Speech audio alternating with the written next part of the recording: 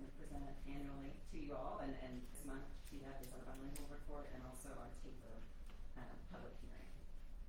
We have a lot of information about TAPER in the board book. There's pages and pages and pages, and Jenny does a great job kind of drilling down and getting the nuggets that we need to put in front of you.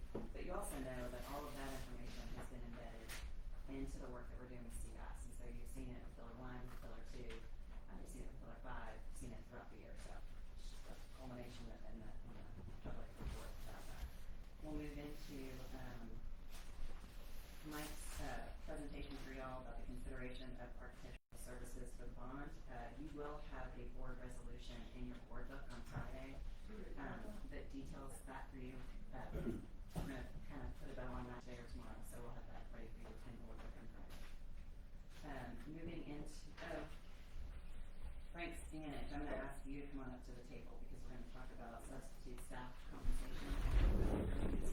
People content, taking action on that.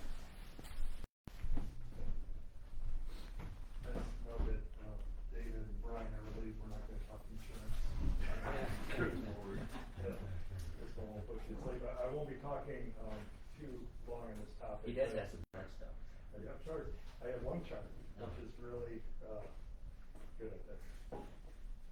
Really good. You're setting the tone there. All right.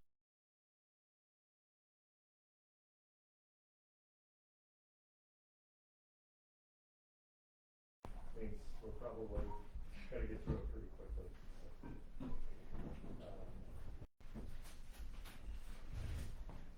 Basically what I'd like to do is kind of give a very, very brief history or path of where we've been and what the current situation is right now with regard to subs. And I'm going to fall back on my laser pointer.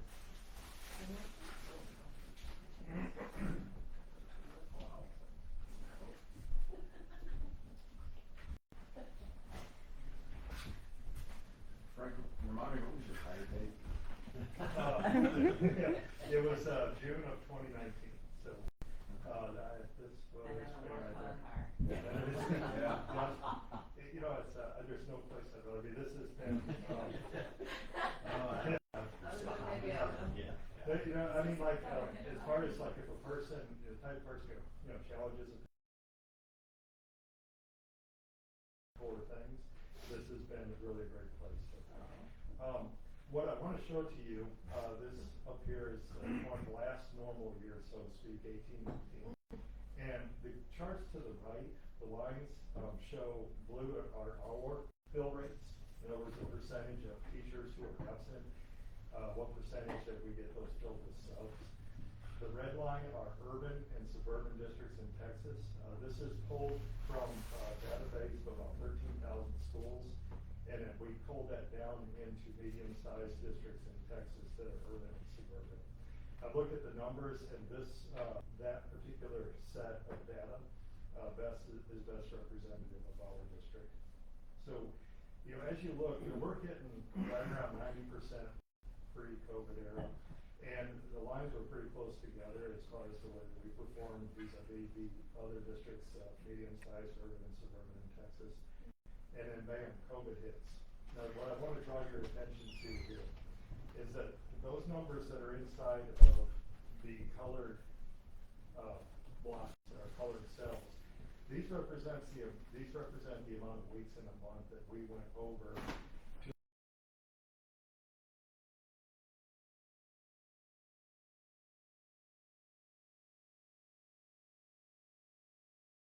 system and performing really well.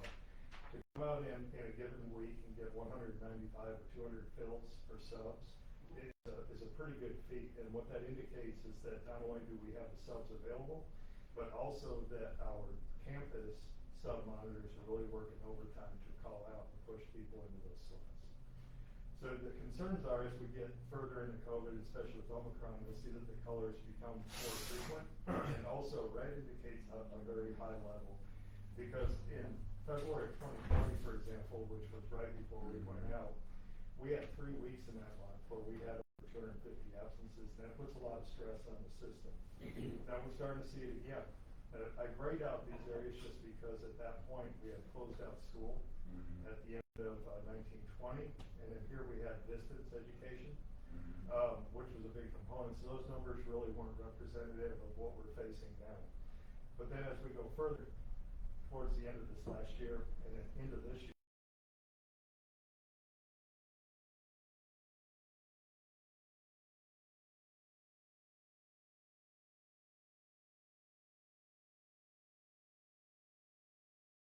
okay. So we had 3 weeks where we had to put up over 195 subs a week, which once again is a really high number. So we go to the right now with the charts, and you'll see that the performance that we've had, Texas as a whole has been keeping up with us a little bit. Some strategies that we use as a district, active call for subs. Dana and the campus principals have put out calls for subs, not only during the throes of COVID when we first had it, but also here of late. We've put out a call for subs. We advertise on social media, put a lot of word out there that we're looking for quality people. What we're starting to see here in 2021 is a bathtub with the Texas schools, and we saw it here in the San Antonio area, where up until the time when they started looking like where we had to move people out of schools, they applied a pay raise here. So we see that the other districts, once they start dealing with the pay issue, they were able to move their subs up. But for a while there, they were dealing with some pretty grim numbers. And then we go into 21, 22, we're seeing kind of the same thing, but we're also starting to see a climb for them. We're still hitting above 80% with the fill rate, except for if you're in the prognostication, we've got a 61% fill rate in January, and that kind of matches that steep COVID curve for Omicron. And we can't expect that to get better, anytime within the next 2 or 3 weeks. Hopefully it'll start to resolve itself. But also we have to prepare for the future, because as we know, the word pandemic is going away. You hear people using the word endemic, which means that we can probably reliably count on having to deal with these surges every now and then in the future. So you saw the data that Dana shared with you. We did the survey of sub rates for our district, and you can see that we are way, way, way low. And this is going to start to come out in our ability to continue to hit those high 3 numbers in the green area, because there's a limited pool of subs in the city. And what has happened of late, one is we've had a lot of teachers who have retired rather than deal with the COVID thing. As soon as they're eligible, they're dropping their papers, which creates more vacancies. And then on top of that, we have the ESSER funded positions, which are additional tutoring and also interventionists, which have further pulled the sub pool, or pulled people away from the sub pool. So it's almost like a zero-sum game, if you want to say that, or we could just say that it's a shortage of teachers. But if we don't attract subs to our districts through financial as well as the other appealing aspects, then we're going to start to see more and more unfilled vacancies in our district. So these are the numbers that we are proposing that you approve. You'll see it's a general increase. We're not going to be the highest in the district. We're not going to be the lowest or highest in the city, lowest in the city. This is a reasonable raise and one that we can carry off in long term. We're still below the average rate for daily pay for a sub, but this will make us competitive. And the cost of implementing these raises for the spring semester, Mike provided the figure of $125,000. Where does that come from? Just comes from fund balance, our balance in our general fund? Now, I am having Jenny look into, we just were eligible for a kind of disaster relief grant that we had put some money aside from that grant, thinking that we were going to have to pay for community labs testing, but their grant was just up. We just got notification of that this morning, and so having Jenny look into it, Clay, to see if we could cover this year from that grant possibly, but otherwise it'll come. It would just be added to the It'll budget. just be added to the debt, that's right. Now, moving forward for next year, it's not like we can go backwards on this, right? And so we'll just have to include that as far as the budgeting process for next year. Starts in spring. Frank, the other context that you mentioned to us, or that we all reflected on, was we just went through a big salary audit. And, you know, we checked against the market, that was all teacher things, those were all these other special things. We didn't really look at subs. And so this kind of is in that same spirit of getting that to the market. So where in general where do we get our subs from? Are they the community members, are they retired teachers? I'm just curious what pool is out there to pull subs from? A lot of them are family members of, people who are part of our district. Someone, whether it's a spouse or whether it's a family member, we'll get people from there. We get, when we make calls out, we get some, community members who sign up when we wait for subs. Many of them are either, educators who have left the classroom early or retired educators.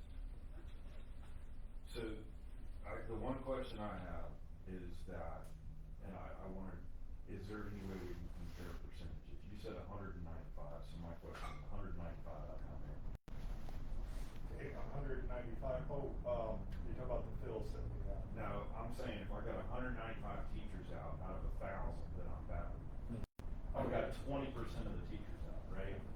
Or whoever, all right? And our fill rate's 81% or 90, whatever it is. But we're still filling 20%, right? Now, when we compare other fill rates, are they at 20% too, or are they at 5%? You see what I'm saying? Well, I'll speak to that as like yesterday, we had an 89.5% attendance rate for our professional staff, that's our degree staff. So we had a little over 1 out of 10 of our faculty was gone yesterday, for whatever reason. And we still had some unfilled assignments, even though you saw those green numbers, we're pushing a lot of subs in. The thing that has saved us this year is that we have started out with 7 subs every day, 1 at each of the elementary campuses, and then 2 at the secondary campuses. And here of late, we added another one on top, recognizing that we have these unfilled. So, I want to make sure I understand your question. Are you referring to other? No, my question is, I'm all about paying the sub. That's not my deal. What I'm trying to figure out is Alma Heights filling 20% at 195, and the other districts are filling 5%? Or are they filling 20% too? Because, you see what I'm saying? If let's say Kerrville Independent School District has a fill rate of 90, okay, but they only got 50 people out. You see what I'm saying? Okay, I see what you're saying. And we're filling 20%, we have 200 out. Yeah, so I don't have the stats as far as the absent rates for the other districts. So I don't know, but let's just. But you see what I'm saying? That's why the fill rate can be kind of misleading. Because, I mean, they can have a fill rate of 100%, but they only got 5 people out. See So, what I'm saying? Well, I think we know that this is true, yeah. Frank, because the papers actually said this, I don't know how much insight data you have. We have seen atrocious fill rates at other districts locally. So where they have 65% fill rate, that means 45, no, what is it, 45%, no, whatever the remainder is, are unfilled.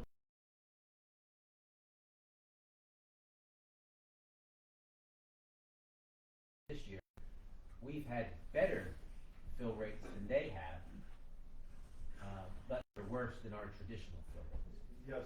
Is that fair to say? I think it is, and not to understand the question too, but Northside had 1,200 absences, for example, what percentage of their faculty that is, without getting into things too much. Those are a lot of folks, and they ended up with 900 and some that they weren't able to do. So. Right, so that's 1,200, but that's 1,200 missing from, 50 schools. Well, Right? And we've got 200 missing from 5. So that's what I'm trying to figure out. That's what I want to. But ultimately, do we really care? All we care about is filling our own spots. And if the market is, if people are being paid more to go to another district, it's just simple economics. We need to get up to the market rate so that people choose to come here and fill our spots rather than a Northside or an SAISD spot. That, I may be oversimplifying. Well, I agree. I'm just saying, I agree with you. I'm saying our success might be our detriment. How so? With money. I don't get it. What? Well, Yeah. let's say we have a fill rate of 100% every time. Right. That means we continue to run extra deficits. I think, so let's. Let's say we pay everybody $200 a day, right? Right. All right, and everybody's just lined up outside. You're the door. wondering how to keep people, how to keep staff on campus, that's what you're wondering. No, you're worried about overpay. I'm worried about being so successful that all of a sudden, you know, we're taking away from other things because we're so good at what we're doing. But we have to keep teachers in the classroom. I don't disagree. That's the most I don't important thing. disagree. But I agree, I mean, you don't wanna I'm overpay. not, like I said, It I'm doesn't look all, like we're overpaying. No. I'm all for paying more to sub. No, Yeah. there's no question, I'm not debating that. I'm just more curious about what is our percentages compared to other districts? About how successful, obviously, we're a lot more successful filling the subs, right? That was my only question. Right. So, the thing that Frank didn't cover that we spend a ton of time on, and I don't know how much Dana updates you on, is what happens when we don't fill? That's system overload. We've been on system overload since we came back. That's Dana subbing, that's Patty subbing, that's Jimmy subbing, that's the principal subbing. And so, what's the word? I don't know what you call it in Well, economics. it's also what you know is cancellation services. Yeah, So the opportunity also cost. cancel our intervention. So GT doesn't meet today because we gotta pull that GT teacher over, to cover to a sub. And so whenever we have, unfilled positions, it creates all these other things that, I guess you could put a dollar sign on them. That'd be an important part of the conversation as well. That's a fair statement. Yeah. What's the height of the market? We're paying more, we're proposing 130, was, 200 at San Antonio. Yes. there, you can see it right there. Yeah, those are the Those things. also, even stuff for San Antonio, from what Lisa's question, are not the people who are in this lower 75 district. Correct. It's at the margins. Is it? That's the process. Yeah, it's I would say, you know, absolute on that, but yeah. It's interesting that we don't on Monday, Friday, do we have to, is there, harder to get subs? And we on Monday, struggle the Friday? same way on Monday. Yeah. Those are our highest. There's more absences. Is there a reason you did the 130, and it's like, why 130 versus 140, 150, 120? Well, 130 is what we can bear, number one, like, looked at the figures and that was one of the other ones. Second is that this is a rate that we can feel comfortable with going into the future. And I wonder if the other districts are gonna have to back down from their high pay. You know, like, one thing that we've discussed is possibility of, like, a differential rate at some point, where when you see surges, rather than raising the daily rate, just throw a differential on top of it during the COVID surge, maybe before we can take that. That makes sense. Yeah. Also to do that, you put that caveat on. Market analysis here, I don't know how long we can withstand a $90 rate. Yeah. Like, I feel like this is a very appropriate next step for us. Moving forward for next year, I think that would be something that we could consider. You know, I just wanna see how this kinda shakes out. I wanna see. And I've heard anecdotally for years that we don't pay ourselves as much as other people. Yeah. I mean, right now, I'm not sure that we pay them as much as working at, you know, Costco or Whataburger. That's a fact. I mean, the rates just Yeah. for hourly wage workers are going up all around, so this, to me, this seems like a, I mean, I'm not happy about the deficit, but I just think this is exactly what we have to do. I don't think we have a choice right now, based on what we're doing. So, you know, I mean, some of this just came out of the blue too, which, you know, like Frank said, true, we didn't study sub rates as part of the trade study, but we did keep an eye on it. And we knew that we were all a little behind, but when they, you know, they started throwing anything up or we'll put it in the pot, you know, and we have, you know, we either have to kind of keep up with that rate or we're gonna lose subs, so, yeah. So that's why we're asking y'all to do that.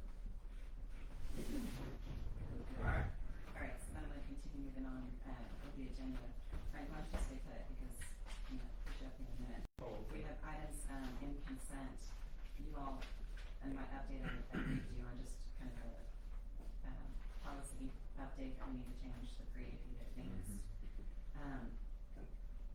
Moving into business recommendations, we will call for the May 7th, Board of Trustees election at the January meeting. And then, again, asking for an extension on the COVID leave. So when I came to you last semester, the resolution that y'all passed ended December 31st, and so I'd like 5 more days for employees to to extend it for the rest of the year with a continued 5 days max. So it's a 5. And But I- last year we were at, go ahead, I'm sorry. No, Mom was about something else, you finish that. Okay, I was just gonna say, last year we gave a total of 10 and we scaled back to 5 years, 5. Mhm. Are we comfortable with staying at 5, seeing the surge and everything? This point. Okay, Yes. so we're just continuing. All right. It's a continuous. Yep. Yes. Thanks. And my question was just when we, switching from Create Key to Advanced, did we, I mean, that's not a big deal, but I just wondered how we chose so many options, what words we could use, so we used Advanced versus Honors. One, to show there's a continuum between advanced to go into advanced placement class, to have that alignment. Okay. Also on the, excuse me, how the sausage is made chart of the codes that go on the transcript. Or accelerated or anything else. I mean, there's so many options. Yeah.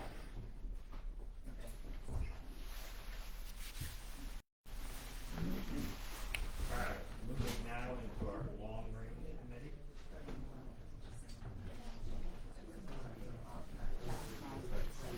Okay.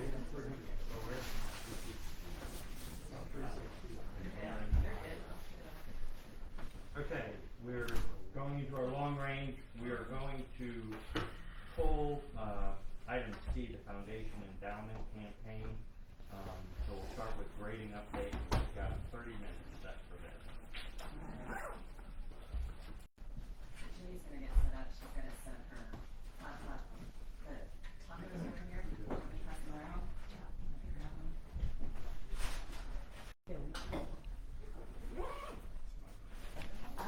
I was gonna say that from last meeting. I got this brand new, so I didn't know how to show it off or anything. Because I was like, you know, if everyone else was in the house, like, oh my god, I was so bad. I was like, I don't know how to turn it off. Thank you. You're welcome. Your son and my son are in the same class. Huh? Your son and my son are in the same Which- grade. oh, My Harry? youngest, yes, in the Seventh grade, right? yeah. Yep, same with my Sandy. It's nice meeting You you. too. Take care. I'll see you next meeting. Yes, ma'am.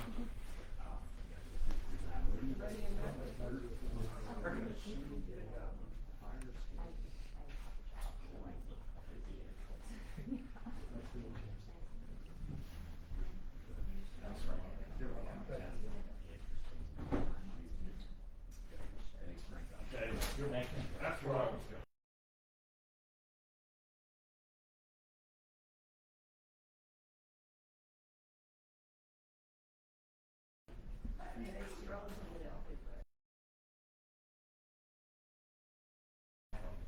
Nothing. There we go. Okay. Oh, we lost it. Okay. Look, I see this. Yes. I was trying to figure out that. There's no surprise. Things are that whenever I'm be talking. Are you ready? Are we ready? You're ready? All right. Let's do this. All right, Jimmy, bring it up. All right, so we're gonna switch gears a little bit and from subs, we're gonna talk about grading. Every year we come and do just revisit topics that are bubbling up with grading. So today is an overview of a couple proposed changes. And the public comment. And then we'll come back in March when we have final recommendations. So today I'm giving you an overview, we'll talk through these things. I still have some work to do with the high school in terms of landing on exactly how we wanna move forward, and then I'll come back in March and present that. Jimmy, can we just do a quick pause? Then you've got someone who wants to do, also be comment, if she wants to comment on the grading. Yep, sure, please. I'm missing one. Yes, yeah, sorry for that. Go. 30 seconds. Dr. Amar, is it about grading? It is about, B, the next slide. Okay, then we'll do grading, and then, ma'am, you'll be able to speak right before the next agenda. Okay, thank you. All right, thank you. Go ahead. All right, take two. So, every year we come and we talk about topics that have to do with grading. Today I'm giving you an overview of two proposed changes. Please know that this is to put it on your radar. We'll talk through any key thoughts you have. I still have work to do with the high school, landing on final recommendations, so I will be back in March, and we'll talk through final recommendations at that point.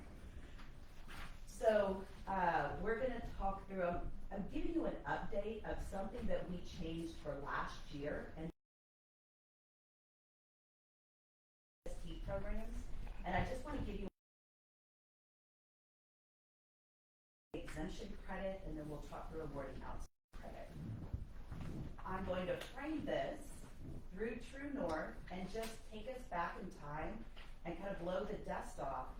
Back in 2018-19, which seems like forever ago, grading was bubbling up, and at that point, the trustees asked that we do a grading audit. And when we did so, we found that while each department had thoughtfully created grading practices and procedures, they weren't consistent across our campuses, across our departments, across our district. So the key thing that was missing was just landing on some key tenets for grading that would be applicable across all subjects and all campuses. So we did, if you recall, we had the grading symposium, and we brought in an outside speaker, and we had 200 students, parents, staff members, counselors, administrators, all together for these sessions talking about grading. And what emerged is grades are a communication tool for content mastery, full stop. They're not an award, they're not a punishment, they're a way to communicate content mastery. And so when we think about grading, we want our grades to be accurate. Because if they're communicating content mastery, they need to be accurate. If we're making decisions based on a grade,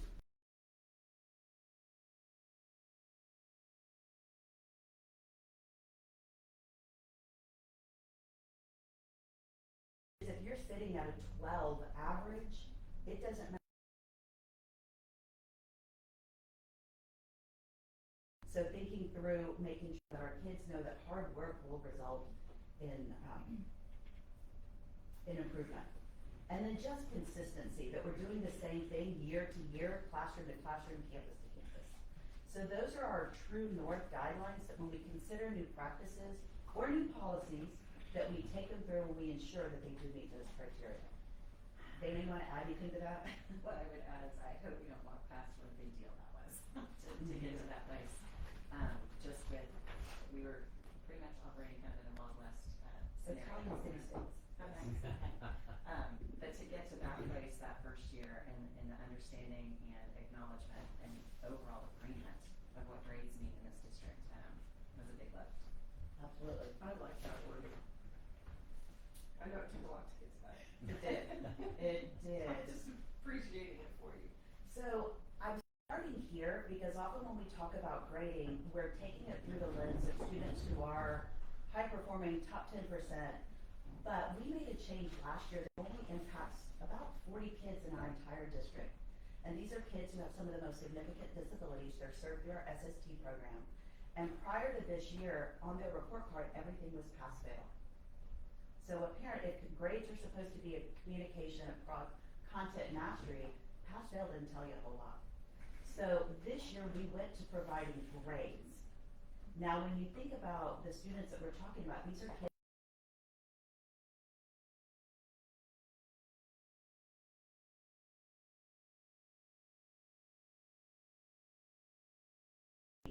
but every grade is based on response, completion, and academic accuracy.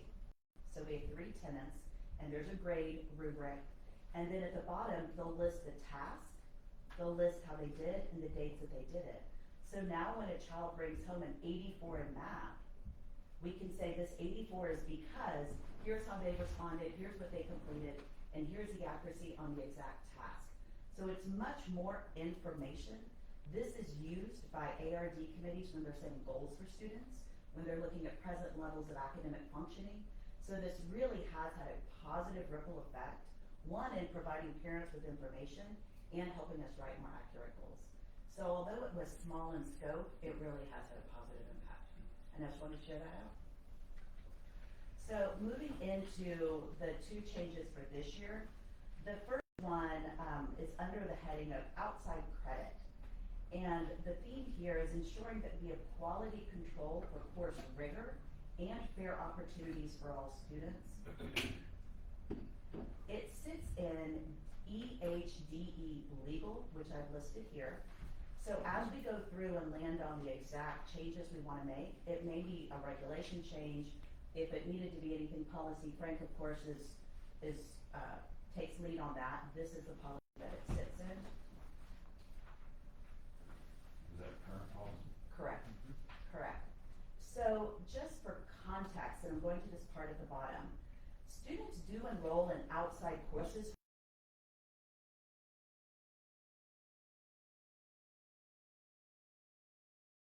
And so I want to free up some space so I can do those things.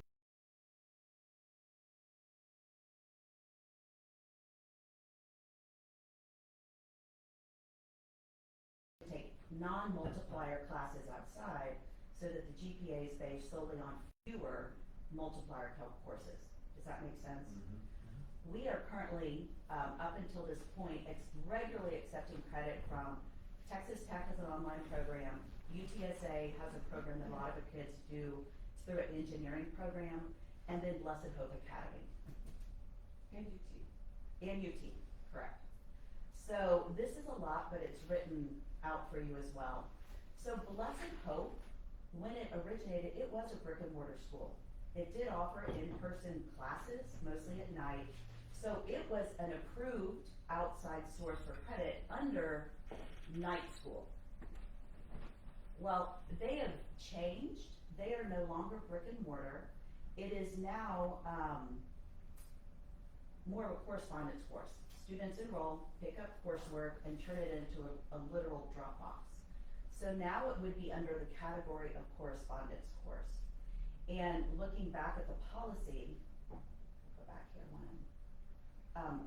To be a correspondence course, it can only be through UT Austin, Texas Tech, another institute of higher ed approved by the commissioner. UTSA fits that.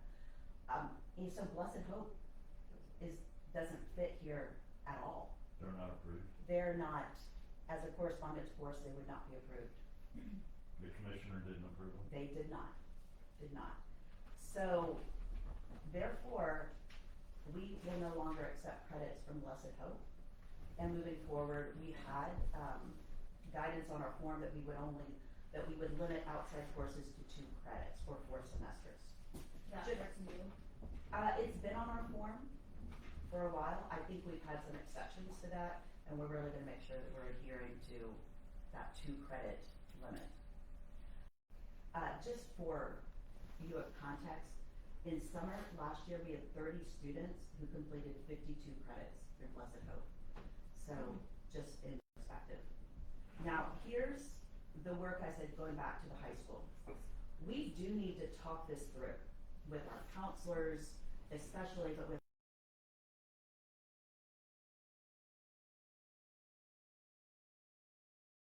for next year. It is an administrative case.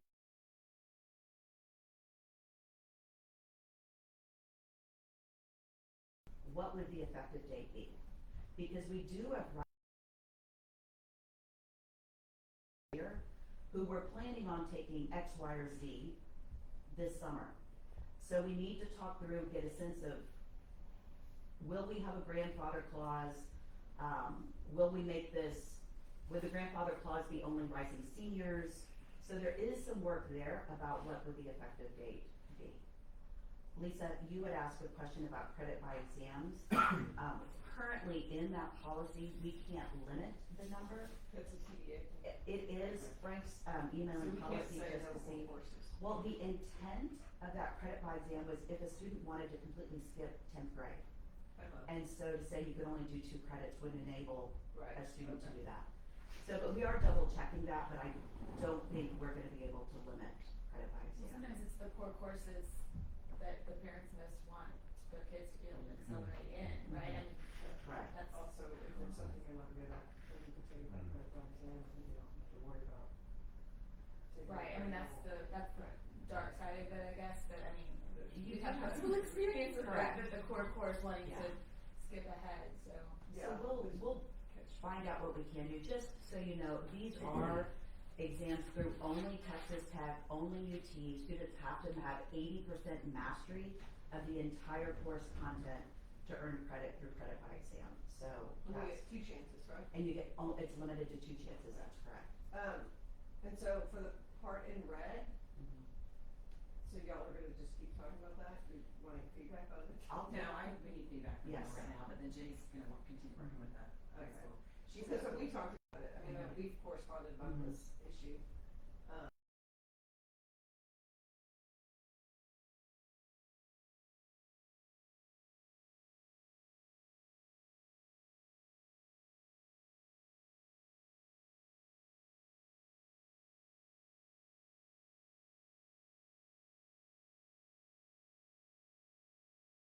Recognize that it's not accredited.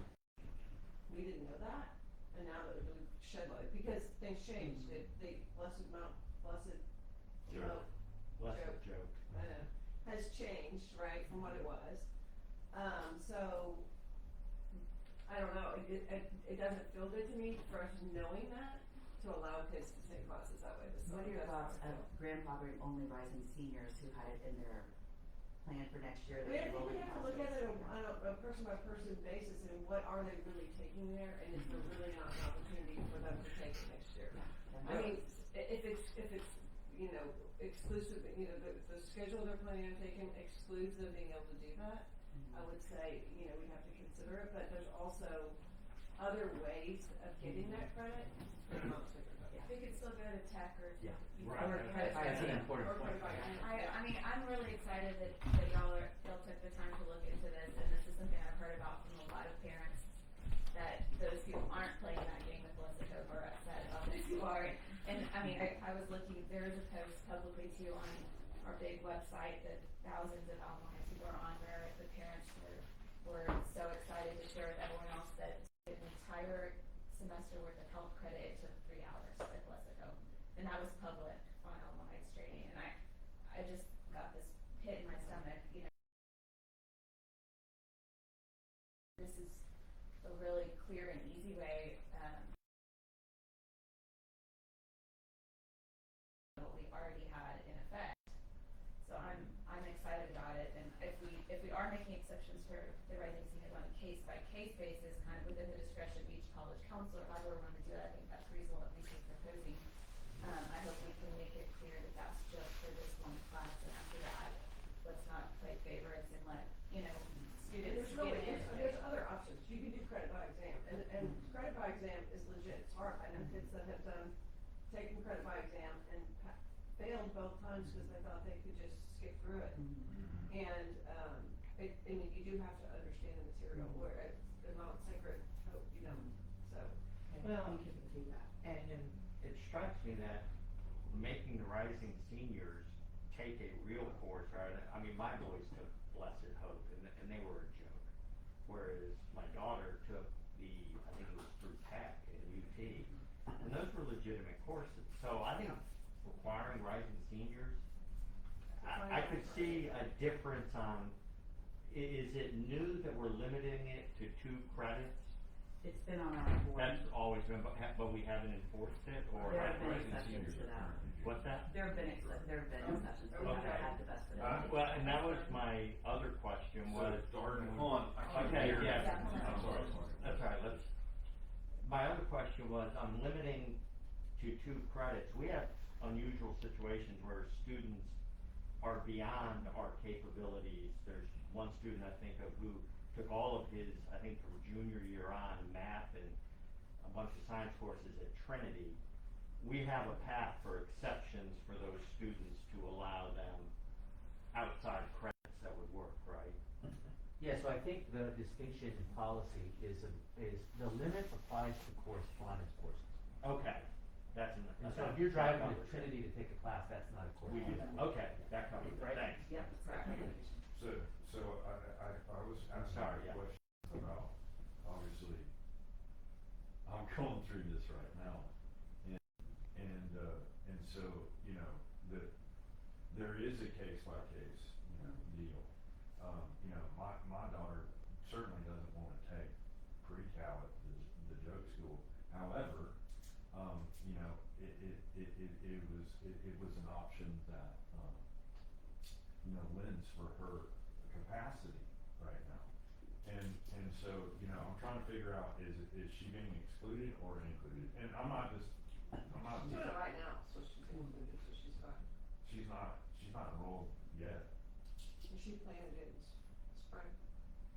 In the spring.